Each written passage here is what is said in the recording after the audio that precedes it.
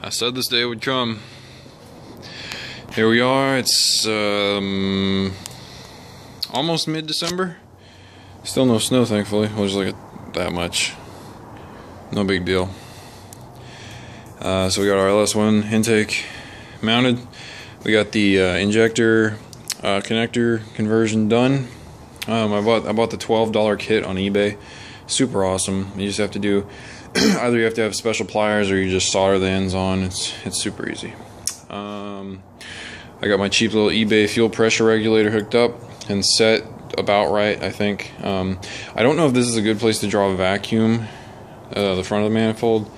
If somebody knows, please tell me in the comments, because I could just put a T on the back. The back is full, but I could put a T in one of those lines back there and run it back there if that's a better place for vacuum. Anyway, so yeah, fuel's hooked up, belts are hooked up, exhaust has been done, obviously. I got a dipstick put on, got fresh oil, got a throttle cable made out of a bicycle cable, brake boosters mounted. Still need to bleed the brakes before I drive it. There's the tranny cooler chilling out. I changed the tranny filter, just went ahead and did that while I had it out, and wiped the pan out. You know, it's full of metal. Wiring is still ugly. I'm going to cover that all up and make it nice. I got my tranny dipstick in here for now. Eventually I'll get one of those flex ones, and you know, those stainless braided line ones, and I'll run it out there. And then I'll patch that hole that the previous owner cut in. So I got it started. I know I got it started before, kinda, but I didn't have VATs disabled, so now I do. The guy at LT1 Swap is awesome. His name is Brendan Payton. I still can't remember. It's Brendan something. He's a really cool guy. Knows what he's doing. He got this thing back to me in like 2 days, I think, 2 or 3 days. So super badass.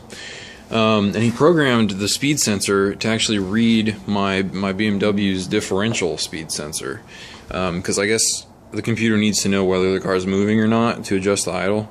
So it wasn't idling yesterday, but today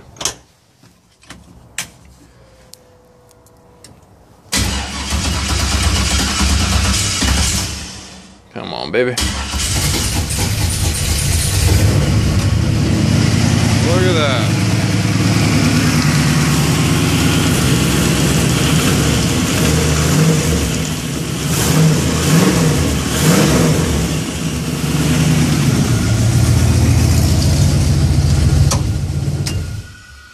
Sounds pretty cool.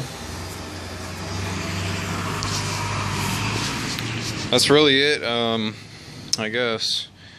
I think I gave an update about everything else in the last video. You know, Camaro oil pans on.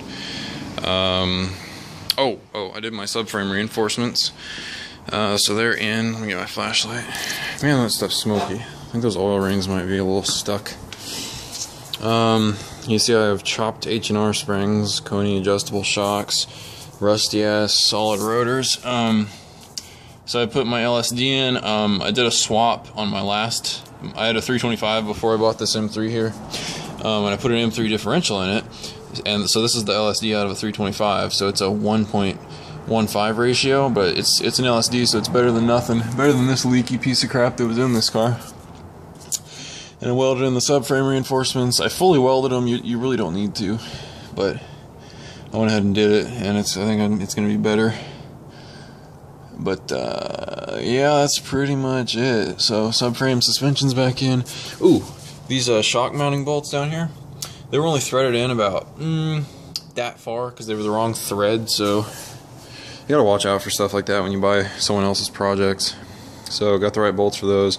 Also, these shock mounts are like uber loose. I don't know what the deal with them is, but I'll have to mess around with them. I think that he might have the washer flipped upside down up here or something. I don't know. You can hear it. Get this crap out of the way.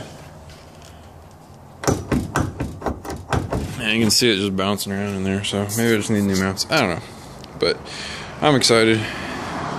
I just need to go get I have a friend that owes me bumper shocks, so I'll go get my bumper shocks, and then I can basically put the whole front end on, put a cooling system on it, and finished filling up the transmission. Apparently these freaking turbo 350s take like 9 to 10 quarts, which is nuts, but that's what's necessary.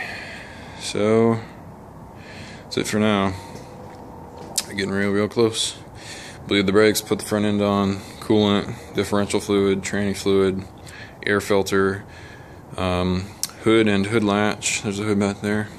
And I can take it out.